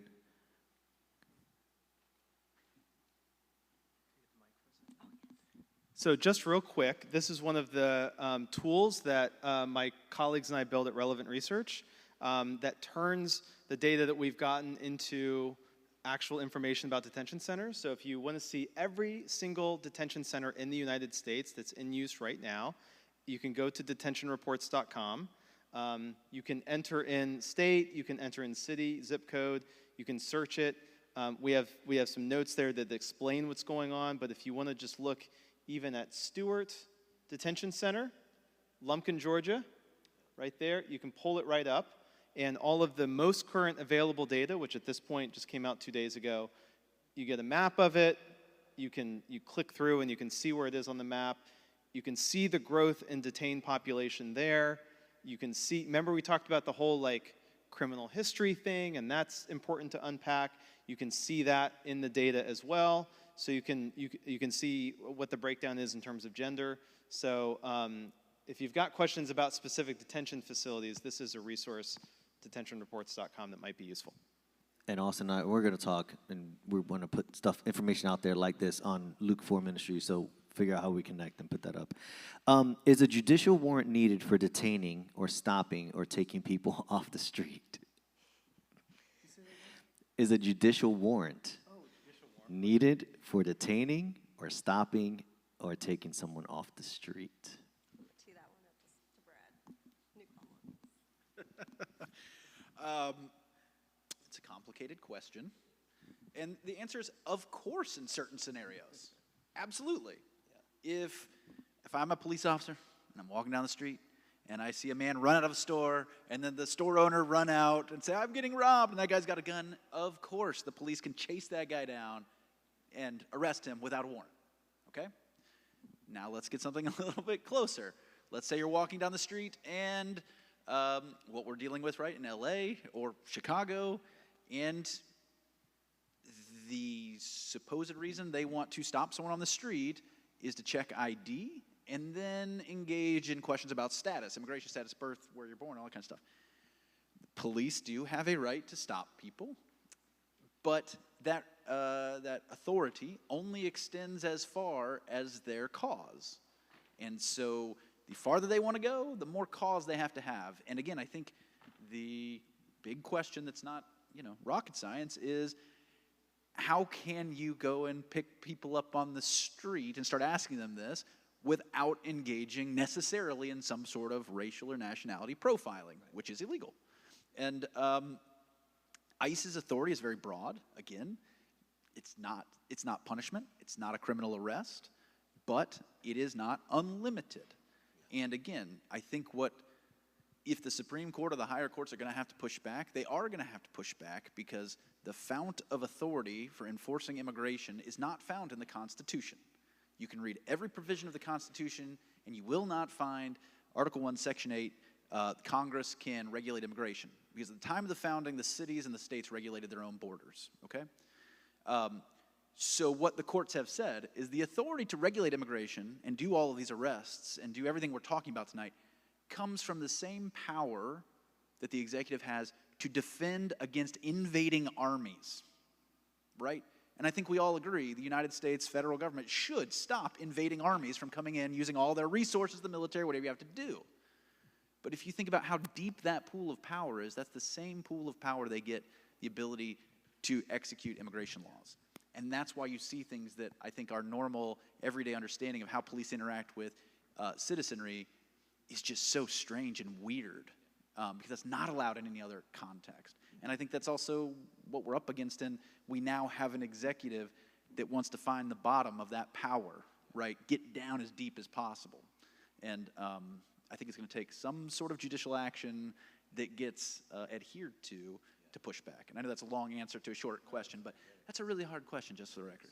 And it's critical. That's why, again, words have meaning. Why do you think language like invasion was critical? So that we can get to these points, right? And you put it in the mind of the people, and there's like, wait, we are getting invaded. Oh, there's a lot of men. We got to... And there's like, well, then it's an army now, right? Language starts to change and morph. Anyway, I'm supposed to moderate, not commentate. No, it's good. I wanted to add just a twist to that, just to connect back to the argument I made earlier about understanding the moment that we're living in as a period of authoritarian, has a lot of authoritarian qualities. And one of those, one of those is, and the reason that the answer is often so difficult, I think, is, from the start of the Trump administration, I would also get a lot of questions like, can the president do this? Can the president do that? Can ICE really do this? Can ICE really do that? And from reporters, because I talk a lot of reporters. And it's very hard because, you know this as attorneys, but it's, especially as attorneys, because you deal with this so often, but the thing I always try to communicate is like, we just need to step back. We need to correct the assumption about what law is behind that question, which is the law, if you do something illegal, the law does not like come down from a cloud and tell you can't do it. You can do whatever you can get away with. You can speed if you don't get caught, right? The president his version of speeding is, ICE's version of speeding is picking someone up off the street because they know, however they got a hold of that person, one thing that's really unique about immigration enforcement is, and this is true both for immigration attorneys, bad ones anyway, and ICE is, if you make a mistake, it doesn't matter, that person's going to be outside of the country soon. And there's not much you can do once you're outside of the country. So in a way, if you're a bad, if you're not a scrupulous attorney, if you're an unscrupulous attorney, or whatever, it's like, well, if I mess up, well, they're gone. And if you're ICE, no matter what you do, how you came in the, so the point is, the way to think about that question is really comes down to who's going to stop anyone? Who's going to stop ICE? Who's going to stop the president? And that's where then the question is, what is our responsibility? What is the court's responsibility? And we have to be the one. There has to be someone there. And if the systems fail us, I just gave this talk in New York where the whole thesis was like, we now have to become the institutions that are failing. We have to step up, maybe not like we all go work for the Department of Justice, but like we as civil society need to step in and say, if our institutions aren't going to be the backstop here to what's happening, we have to be, and that's why you got to get out in the streets sometimes, or you have to do other things. So with that, hasn't everyone entering illegally a criminal already because they are breaking the law? That is the case in almost every other country in the world. You enter Kenya illegally, you are a criminal, and you go to jail or get deported. Well, that's definitely not how it works in every country in the world, so that is actually very wrong. No, definitely not. I mean, the nature of immigration laws around the world, I mean, it's this, we're talking about a very complicated patchwork, so I would be very careful about making sweeping statements about how the U.S. is or isn't different from other countries. That is a very important conversation. I mean, if we're comparing countries, I mean, I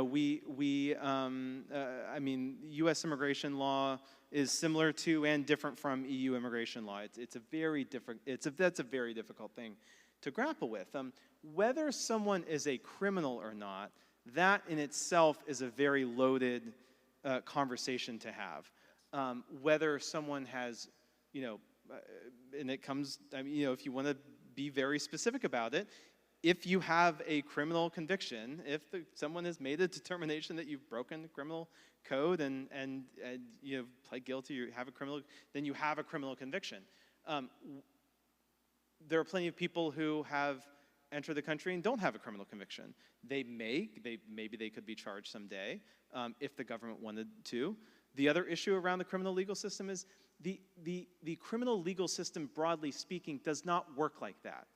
It is not designed to root out everyone who's broken the law and then make sure that you get conviction. Our criminal legal system has a variety of purposes and approaches that are not that simple. And then to also apply that to the immigration system, which is majority civil, although if you enter the country unlawfully, you could be charged with unlawful entry or unlawful reentry. Both of those are in the federal criminal code. That's sure that's true. But actually, a huge percentage of people who are undocumented or who have become undocumented or who have been had gone through some legal process, they entered illegally and have some other complication with their immigration status as well. So, and I could say much more about this, but my short response is, no, not everyone who is in the country without lawful status or who could potentially be deported has a criminal conviction. Absolutely not. We've seen that, and that's a great question for why I show the data. You already know the answer. No, that's not true. But also, it does not look that way in every other country in the world. In fact, our immigration system is highly criminalized in a way that many immigration systems in the world, Mexico, parts of Latin America, lots of places are adopting certain aspects of the U.S. Immigration law, but it's definitely not the case that this is like that the U.S. is somehow exceptional, at least in that regard. I would say, but there might be more to say about that. Yeah, I just ad hoc have some friends who have immigrated to parts of Europe, and they rave about how fast the process was, how helpful people were, how welcoming and easy the process was. And I'm thinking we have the polar opposite of that situation here. It's like, do not come, do not pass go, unless you really, really have to. I would, the analogy, or the question I usually ask folks who ask me this question is, well, I guess everyone who speeds a criminal. So are you a criminal? Right? And I do think that's a good analogous violation, right? And I would just say this. There are people who have to go around the border, enter illegally, because they have legitimate claims of asylum, and their countries of nationality, they can't go to them to get a passport because they'll get murdered. And so they enter the country surreptitiously, which 8 USC 1158, which is the asylum statute, permits 100%. They have to apply asylum within a year. Let's say they have the most quintessential asylum case, you could ever imagine. Like, I don't know, they ran against another president, the president won, that president's trying to kill him, whatever it is, right? Something we would all agree is this an asylee. Well, that's going to take, honestly, they won't get an interview for 2 or 3 years with USCIS, the DMV for immigration, right? So are they illegal? Are they criminals during that 2 or 3 years when they have a very good, meritorious claim that can put them on a path to asylum, which can put them on a path to permanent residency, which puts them on a path to citizenship? And I think those are the nuances that I think the public would call nuances, but practitioners and researchers, that's every day. And so I would never call a legitimate asylee a criminal, even though they entered the country illegally. And I don't think most people would. Appreciate that. And I think that goes back to understanding language, right? Criminal, civil law, like what that means. Was that a question to elaborate on? You're good, go ahead. Oh, yeah. Yeah, exactly. I mean, the speed limit thing is a very appropriate. I have a friend, Hiroshi Motomuro, who's at UCLA. Oh yeah. We're in a writing group. No, he's great. He's a great writer, and he's a really sweet guy. He's really smart. But last time we were sitting around together, he just wrote a book. I'm sure this is in there. I haven't read it, but he said he has these very great like turns of phrase. He's a very good writer, and he said, sorry, this is not about immigration, but he says, I read, we were in a writing group, we had to read each other's papers, and I was giving feedback on his, and I was like, your writing just flows really, it really flows. And he says, I want my writing to be like a slinky going down the stairs. You ever with a slinky, you put down the stairs, and anyway. And he said, so one of the things he said in that conversation was, he said, the U.S. immigration enforcement system is like setting the speed limit at 15 miles per hour and choosing who to enforce, or choosing who to pull over. And I was like, God, that's so good. But it's true. It's like the immigration system is so restrictive. It's so limiting to lots of people who are meritorious. We haven't even talked about the backlog in regular visas. That's why we have undocumented immigration. There is no line. It's not just like get in a line. There is no line. These lines are 30 years long to come legally. That's why we have the situation that we have. And it's very much like setting the speed limit at 15 miles per hour and then choosing who to pull over. That's good. That answers a lot of other questions, I believe, but go ahead. I just want to follow up on this. This idea of a backlog, I think if I ask my parents or my sister, like, what do you think of immigration? They think more border stuff and undocumented folks. But one of the worst backlogs is for people that have a master's degree or higher, have been in the country probably 10 years right now, and still have another 20 years to wait. And they're like staffing all of Silicon Valley. It's the high-skilled immigration. Where, and again, you've heard in the news lately, it's H-1B, but I have clients at Google, Amazon, all the major companies over there who literally have worked for them for 15 years and have another 15 years to wait just to get a green card. Their children that they will have in the United States will turn 21 and be able to apply for them before their visa becomes available. And again, we hear this from the administration, the best and brightest, the best and brightest. It's not benefiting them either. And we're dealing with an immigration law written in 1952. It's time to get rid of it, or replace it, I should say. I'll say this, 2 more questions. There's a lot of other questions I think we're going to work on with Luke 4 Ministries and the team and the panel that I'll try to get answered and maybe packaged in such a way that we can put out in the newsletter, because y'all are going to sign up to connect with us, right? So that'd be cool to connect there. But there's a question that's for Nina. Says, this question is for Nina, and for the benefit of everybody in the room, can you explain the ramifications of self-deportation and how it affects their ability or inability to return to the U.S.? It's a great question. I don't think a lot of people are informed about the consequences of leaving, because there is a big consequence to leaving. I have many clients who have been in the U.S. for over 20 years. Their kids can now officially petition for them, except for they don't qualify for a waiver. And so the only way that they can actually go through with that petition is if they go back to their home country or outside of the U.S. for 10 years or more, and then reapply to come back to the U.S.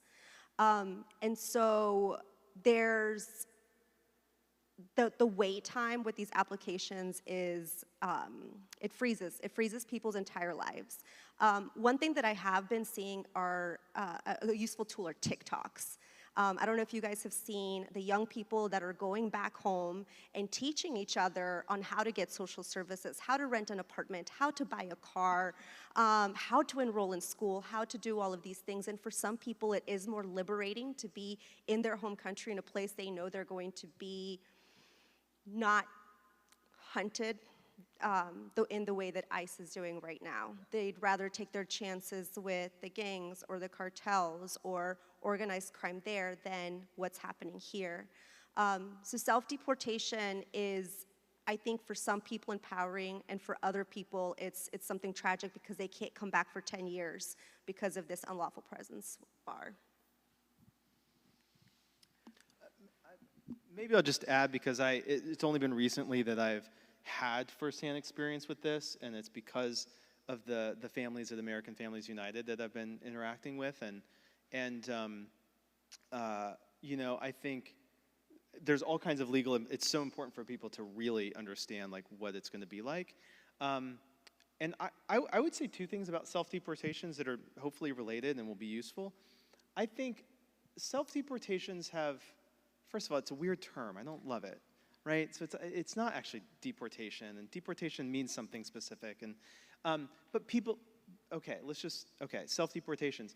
You know, I think it's something that has happened for a long. It's a normal part of the immigration system. I think it's been a very invisible part because I think from an advocacy or immigrant rights perspective or immigrant communication perspective, it sort of sounds like people are giving up, like ICE is winning, like whatever administration is winning. And so I think it's like the stories have always been like, just don't talk about it because it feels weird. However, and that's been true for me too, but as I've talked to these families, and I'm sure you have, as well, and really trying to see it from the folks I'm talking to it's the US citizen and kids, and they're like, what do we do? And it has also been, it's very hard. We actually just did a whole survey of their membership for them, so I've been working through data and looking at people's perspectives on everything. It's economically hard, medically it's complicated, it's not always better, but people do seem to, some people at least I think feel a lot better having left. But the thing that the families keep saying to me is that this was a way of preserving their agency and their dignity, and not having to deal with because they're seeing some other people end up in detention. One guy who his story is out in the Texas Observer a couple weeks ago. I mean, he was sexually assaulted in a detention. This is a spouse of a U.S. citizen, sexually assaulted in a detention center. Actually, became kind of an outspoken advocate trying to raise issues about the detention center. Anyway, both of them are now living in exile outside of the United States. And other folks see these stories and they're like, no way am I going to let my husband spend 9 months inside of an ICE detention center getting whatever's going to happen to him. I can't deal with that as a spouse, as a wife or as a husband. And so I think there is part of it where people are sort of speaking out more than they ever have and saying, we're not giving up. Trump is not winning. We're actually taking this back. We're doing this to preserve our dignity. We're making this choice for ourselves. And by the way, we're taking our retirement money, we're selling our house, and we're going to spend it in Mexico. So deal with that. You just push one of the best electricians in the fastest growing, urban center, Raleigh, North Carolina, who helped grow this company to a really big, electricians company.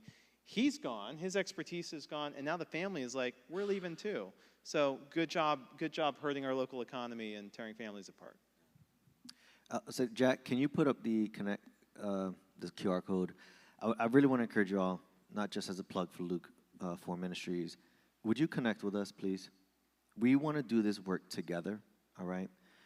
Not only that, would you trust me? I'm going to get with the crew. We're going to answer a few more questions. We're going to email those out to you. But we have to continue the work in our communities, and I want us to figure this out together. Okay, whether it's immigration, around immigration now, whether it's we're considering a thing about housing next, healthcare needs next, right? Like, we are here for you, all right? And part of that is connecting with you all and helping us figure this out together. So please connect with us. Sign up for the emails. We will not spam you or inundate you, okay? But I also do want to answer some of these questions, especially what do we do with churches? How do we do with pastors who don't have lawyers in their congregation? What do we do with engaging with ICE? Things like that. We have some answers, but we're also going to get you some more answers. But I want us to kind of lift our heads above the water a little bit, all right, before we leave. And really, it's just, how do we filter what direction to take when just everything feels so overwhelming? What's the next step when everything feels so overwhelming? I very much feel that same way, and I think I felt that much more during Trump 1.0, where it felt like you were just drinking out of a water hose. Everything was coming at you, and you had to just keep up. And this time around, I am a lot more focused and centered in just doing one step at a time, taking one case at a time, one family at a time, one work permit at a time. And that would be my recommendation to all of you is I spoke with a young lady earlier, and she said she was here to try to figure out what to do with this situation because there's so many different things to do, and what's the best way to help. Just start with one thing. Austin said, try to help out one family. And by helping that one family, you're going to learn about the system that they have to go through, and you'll be able to help somebody else. So just one step. I think I would reiterate that, last fall when the president won, it was a moment of fear. It's like, okay, the next 4 years are going to be exhausting, scary. And the only thing I could do was say, okay, I've got to be careful on which battles I pick. And picking 5 battles, you're going to give 20% to each. You pick one battle, you give 100%. And, I love doing my work. I get a weird entertainment out of suing the government and going to court and making them answer hard questions. It just entertains me to no end. But I can't do that for everyone. I can't do that for the folks on the border as well as the students who are getting their students terminated. And it's hard to pick because you just feel like, oh, I have these things, I can do it. Pick one and go with it. That's what I would say. Yeah, I feel 100% the same way. I think it's definitely, everything is much worse this time around, but I definitely feel like those of us who have been across both, I just feel like, everyone's struggling. Like it's emotionally difficult to spend, 40/60/ however many hours a week, doing it. But I do feel like everyone who's in my world as well is just, you got to lock in on something. The person we're working with, the Women's Refugee Commission for the Pregnancy Tracker, it's what she does. She's doing detained pregnant women, that's her thing, And you just got to have a thing, and you got to be good at it, and you got to figure it out, and you got to push. Just tonight, as I've been thinking about the questions, so helpful for me too, to see everyone here. One thing I want to say is, we've also, those of us who have citizenship, we need to think about how to leverage that. I think that's more important than ever. I think there was a time in the immigrant rights movement where basically it was center everyone that's impacted, center immigrants, center undocumented people, all of that. Obviously, that is still a crucial ethic. But there's a massive vulnerability problem and a risk and a precarity problem that makes that very different. And there's also a narrative problem, which is it's really hard to get a large percent of the population to listen to those people in the same way that we may be used to. There has been some shifts in public opinion. And I think it's more important than ever that U.S. citizens say, I am a U.S. citizen, don't do this in my name. And I do think that this is a moment where there's just more space for that in the advocacy world. There's more space for that in the movement. There's more need for it. There's a section of the population who will just never listen to a person of color. They're never going to listen to what a brown person has to say about immigration who comes from an immigrant background. And okay, that's not how I want it to be, but then what is the expectation and the opportunity for us? One of the things I'm just walking away with now, let me just try this framework out and you tell me what you think. To the point of being specific, I'm sort of thinking what we need is we each need to have 3 ones. We need to have one topic, not immigration, but specifically maybe it's U visas, victims of trafficking, detained pregnant women. It's one topic. You got to pick one topic to become the be the thing that you care about. You got to help one person, not a million, just one. And you got to pick one representative that you're going to be the person that bugs them every Monday at noon. You call that one representative. It's a city council person, it's your mayor, it's your it's your representative, it's your senator, whatever. But it's one representative. You got to bug one representative. You got to help one person. You got to pick one topic. That's your job for the next 3 years. That's my thought. Yeah, we think. As we're rounding out, I assume we're rounding out. I just want to give one positive thing that I'm seeing finally now in November. Is it November now? Gosh, now in November.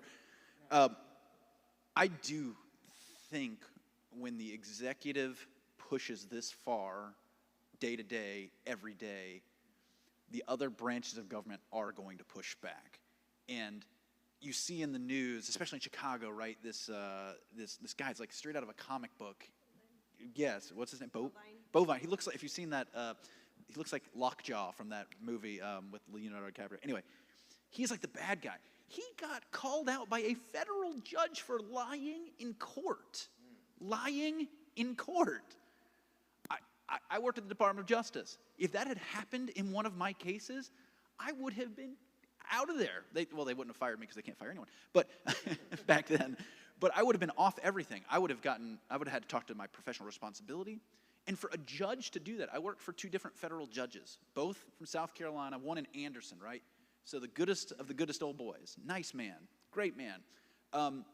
But he would have never, in open court, said a government witness is lying. Even if it happened. They would have been back in chambers, he would have let them hear it, but have never been in court. And now that is a regular occurrence. So the judiciary is pushing back, and the 3-legged stool is wobbling, but it's standing. And I think it's going to get more firm because this is, as much as it hates to say it, it is an opportunity. And but you got to be there to push. And that's what I'm so heartened to see all y'all here tonight on a Saturday night. Don't get me wrong. I mean, we are fascinating, but seeing this many people on a Saturday night is pretty amazing. Yeah. So more power to you. Round of applause for our panel and Keynote, please. Thank you all so much for joining us, for coming out. This was awesome. I hope you had a great time. Please, please, please connect with us. Let's do this together for our community, right? Thank you so much for being responsible listeners. Thank you so much for being responsible speakers, right? And just caring for the community and for the wisdom and knowledge that you brought this night, all right? So thank you all. You're dismissed.